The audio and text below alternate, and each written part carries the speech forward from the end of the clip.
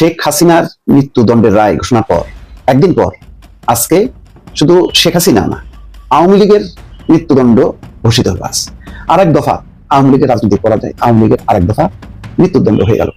কিভাবে? আমাদের পর্যালোচনার বিষয় হচ্ছে ডক্টর ইউনূসের শেষ চাল ফিরতে বাধ্য হচ্ছেন হাসিনা।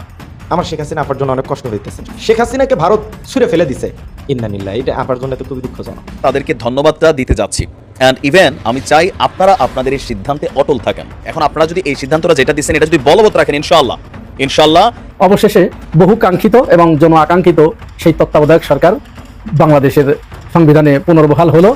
আপনাদেরকে আমি একটা সচক্ষে একটা বাঘিনীকে দেখাই, বাঘিনীর হুঙ্কার দেখাই। তিনি তার ডক্টর মোহাম্মদ ইউনূস তো বলবে অন্য অ্যাঙ্গেলে, অন্য লেভেলে কিভাবে ভাই এন্টি মিসাইল বানায়। হ্যাঁ ভাই, আকাশেই ধ্বংস করে দিবে। তো আপনি মিসাইল মারবেন আর ওনারা এন্টি মিসাইল দিয়া ধ্বংস করে দিবে আকাশের মধ্যেই। এরকম বুদ্ধি তার সাথে কাকে দাঁড় করায় দিল? এটা এই সরকারের আমলে বোধহয় প্রথমবারের মতো কোনো ঘটনা ঘটলো। এটা একটা চাঞ্চল্যকর ঘটনাই বটে। সেই ঘটনাই আজকে সন্ধ্যায় ঘটেছে।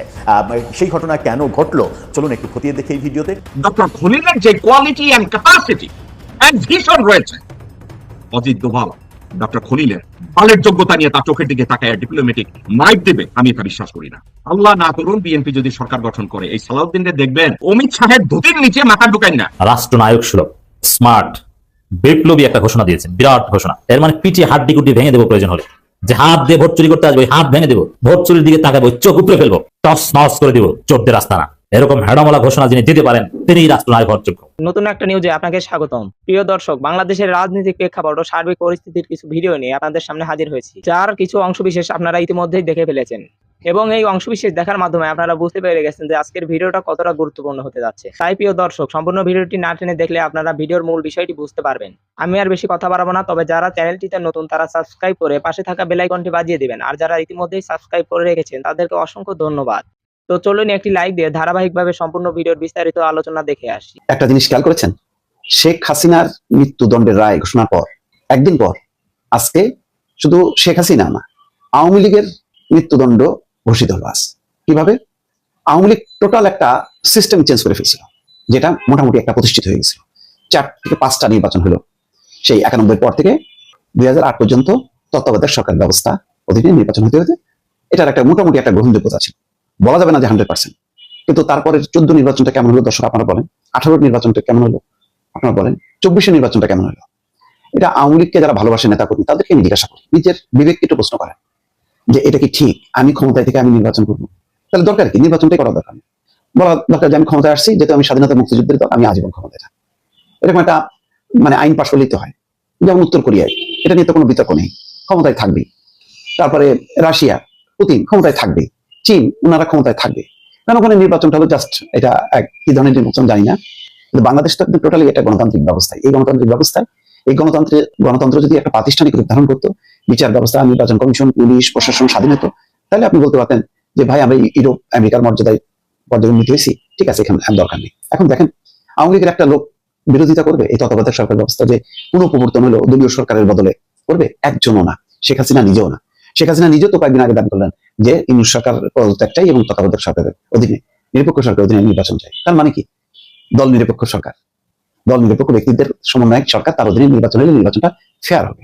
100% না হলে 80% হবে, 60, 70, 50%। আপনার দলীয় সরকার হলে তো কোনো এটা নিয়ে প্রশ্ন নেই। আজকে দেখেন বদিউল আলম মজুমদার একটা বলছেন যে এই রায় সুষ্ঠু নিরপেক্ষ নির্বাচনের পথ প্রশস্ত হবে, একেবারে নিশ্চিত হবে তা বলা, কিন্তু একটা পথ তৈরি হলো। এখানে একটা জিনিস দেখেন খুব ইন্টারেস্টিং, বলা হচ্ছে যে 14th সংসদ থেকে এটা কার্যকর হবে, অর্থাৎ এই নির্বাচনটা, সামনে যে নির্বাচনটা 13th, এরপরে হলো 14th। এবং বলা হচ্ছে যে তখন সরকার প্রধান কে হবে, যেমন বিচার বিভাগকে যুক্ত না করার ব্যাপারে সবার একটা আছে যে বিচার বিভাগ যাতে এর মধ্যে ইমিডিয়েট পাস্ট বিচারপতি, যে বিচারপতি থাকবেন ওনার ভিতরে এটা থাকবে যে আমি রিটায়ারমেন্টের পরে আমি ওই সরকারের হবো, তত্ত্বাবধায়ক সরকার প্রধান হবো। সুতরাং আমার একটা রাজনীতি বা ওই তখন কে জিততে পারে, কার অবস্থা ভালো, সেই অনুযায়ী আমার একটা ক্ষমতার লোভ, লালসা। যেমন লতিফুর রহমান কিন্তু খুব 100% ভালো কাজ করেনি, বিতর্কিত লোক ছিল। যাই হোক, এই কারণে বিচার বিভাগকে একদম মুক্ত করা। বিচার বিভাগকে যদি আপনি শেষ করে দেন আর কিচ্ছু থাকে না। এই যে শেখ হাসিনা কি করলো, লন্ডভন্ড করে দিয়ে বাকশাল ছাত্রলীগ করে এরকম সব লোকজন দিয়ে সে বিচার বিভাগের সেই ওবায়দুল হাসান, তারপরে ইনায়েতুর রহিম, একদম ডাইরেক্ট ছাত্রলীগ করা লোকজন, তাদেরকে একদম প্রধান বিচারপতি বানাইছে, আপিল বিভাগের সিনিয়র বিচারপতি বানায় লন্ডভন্ড করে দিয়েছে।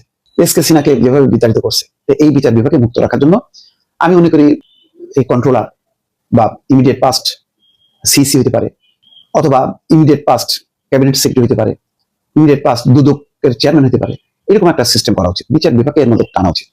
সেটা একটা অপশনটা খোলা রাখলো, সব মিলাই কি দাঁড়ালো, এই যে তত্ত্বাবধায়ক সরকার ব্যবস্থায় ফিরে আসার সাথে সাথে দেখেন আরেক দফা আওয়ামী লীগের রাজনৈতিক পরাজয়, আওয়ামী লীগের আরেক দফা মৃত্যুদণ্ড হয়ে গেল। শেখ হাসিনার ব্যক্তি হলো, আর এটা হলো শেখ হাসিনা শুদ্ধ করে আওয়ামী লীগের যারা নেতৃত্ব দিচ্ছে তার একটা মৃত্যুদণ্ডের রায় ঘোষণা হয়ে গেল আজকে। আপনি এই লজ্জা নিয়ে, আপনি এমন একটা লজ্জা যে আপনি এটার বিরোধিতা করতে পারবেন না। আপনি বলবেন যে না সঠিক, কারণ আপনি যেহেতু ক্ষমতায় নেই, এখন আপনি এখন সমর্থন করবেন, ক্ষমতায় থাকলে আপনি করতেন না। এই যে বিচারিতা শেষ হয়ে গেল। বাংলাদেশের গণতন্ত্র, বাংলাদেশের দল, ঐতিহ্যবাহী স্বাধীনতা মুক্তিযুদ্ধের নেতৃত্ব দেওয়ার দলটা এত আঘাত খাইতে খাইতে এবং নিজেদের ফ্যাসিজমের চূড়ান্ত পর্যায়ে উঠে এখন নিঃশেষ হয়ে গেল, অন্তত রাজনৈতিকভাবে, নৈতিকভাবে। এটা আবার রিভাইভ করবে কিভাবে আমি জানি না, আপাতত আমি কোনো পথ দেখি না। ডক্টর ইউনূসের শেষ চাল ফিরতে বাধ্য হচ্ছেন হাসিনা। সবচেয়ে বড় যে গুরুত্বপূর্ণ বিষয় সেটি হচ্ছে যে করিম খানের সঙ্গে বাংলাদেশের অন্তর্বর্তীকালীন সরকারের প্রধান ডক্টর মোহাম্মদ ইউনূসের আলাদা সম্পর্ক রয়েছে। এই সম্পর্ককে কাজে লাগিয়ে কোনোভাবে আন্তর্জাতিক অপরাধ আদালত বা আইসিসিতে শেখ হাসিনাকে ফেরত আনবার জন্য আবেদন করার নথিপত্র বা আবেদন করার উপযুক্ততা খতিয়ে দেখছে এই অন্তর্বর্তী সরকার। মোহাম্মদ ইউনূসের এটা শেষ চাল বলে অনেকেই মন্তব্য করছেন। আমরা যদি আন্তর্জাতিক অপরাধ আদালত বা আইসিসির বিগত সময়ের নানা ঘটনাকে পর্যালোচনা করি তাহলে কিছুটা হলেও আশাবাদ তৈরি হতে পারে। আপনারা জানেন যে আমাদের সমুদ্র সীমানা নিয়ে একটা মামলা নিষ্পত্তি হয়েছে আন্তর্জাতিকভাবে, আন্তর্জাতিক আদালতের মাধ্যমে। আমাদের সমুদ্র সীমানা নিয়ে যে বিবাদ ছিল ভারতের সঙ্গে সেটা নিষ্পত্তি করে দিয়েছে আন্তর্জাতিক আদালত। এখন সেই রায় কিন্তু মানতে বাধ্য হয়েছে ভারত এবং বাংলাদেশ উভয় রাষ্ট্রই। যদিও সেই বিষয়ের সঙ্গে হাসিনাকে ফেরত আনার বিষয়টি আলাদা, কিন্তু আন্তর্জাতিক ফোরামে গিয়ে অব্যাহত চাপ প্রয়োগ বা এ সংক্রান্ত কোনো যদি ইতিবাচক রায় প্রকাশিত হয় তাহলে ভারত সরকার বাধ্য হলেও হতে পারে। সেই বিষয়টি মূলত ডক্টর মোহাম্মদ ইউনূস এবং তার অন্তর্বর্তীকালীন সরকার শেষবারের মতো খতিয়ে দেখছেন। তিনি ক্ষমতা ত্যাগ করার আগ পর্যন্ত এই প্রচেষ্টা অব্যাহত থাকবে বলেও আমরা বিভিন্ন সূত্র মারফত জানতে পেরেছি। যেহেতু তার সঙ্গে আন্তর্জাতিক অপরাধ আদালতের প্রধান কৌশলী করিম খানের আলাদা সম্পর্ক রয়েছে, তিনি করিম খানের সঙ্গে এই বিষয়ে আলাপ আলোচনার মাধ্যমে বিশেষ সুবিধা বা দ্রুততম সময়ের মধ্যে এই বিষয়টি নিষ্পত্তিরও প্রত্যাশা করছেন বা উদ্যোগী হতে পারেন। আসলে এইসব তথ্য নানা মাধ্যমে আমরা নিশ্চিত হয়েছি প্রিয় দর্শক।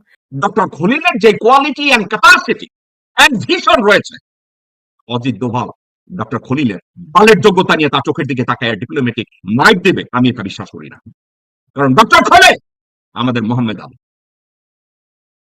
আমাদের বসার মোহাম্মদ আলী। ডক্টর খলিল যখন অজিত দোভালের দিকে যাবে, আমাদের ডক্টর খলিলের বাল নৃত্য না, সে অজিত দোভালের দিকে তাকায় বলবে যে ওদা 41। আমাদের বাংলাদেশের আওয়ামী লীগের যত নেতা আছে, বিএনপির যত নেতা আছে, এই যে বিএনপির সাংবাদ সালাউদ্দিন বড় বড় লেকচার মারায় না, আপনারা দেখেন, আল্লাহ না করুন বিএনপি যদি সরকার গঠন করে, এই সালাউদ্দিনকে দেখবেন অমিত শাহের ধুতির নিচে মাথা ঢুকায় না। কোন অবস্থাতে যদি দেখেন আল্লাহ না করুন বিএনপি সরকার গঠন করে, আমির খসরু মাহমুদের এই পুরো মাথাটা দেখবেন মুদির ধুতির নিচে দিয়া কিছু একটা চুষতেছে। এখন তাহলে আমি কেন সিকিউর ফিল করি যে ডক্টর খলিল ওখানে গেছে? একটা জিনিস আমি খুব ভালোভাবে জানি, ডক্টর খলিল কারো ধুতির মধ্যে তো থাকবেই না। রেড আর অজিত দোভাল বলবে এই মোহাম্মদ আলীরে আমি কেমনে সামলাবো। সম্পূর্ণ ভিডিওটি দেখার জন্য আপনাকে অসংখ্য ধন্যবাদ। ভিডিওটি দেখার মাধ্যমে আপনি কি উপলব্ধি করতে পারলেন তা কমেন্টের মাধ্যমে জানান। আজকের মতো এ পর্যন্তই। ভালো থাকবেন, সুস্থ থাকবেন। আল্লাহ হাফেজ।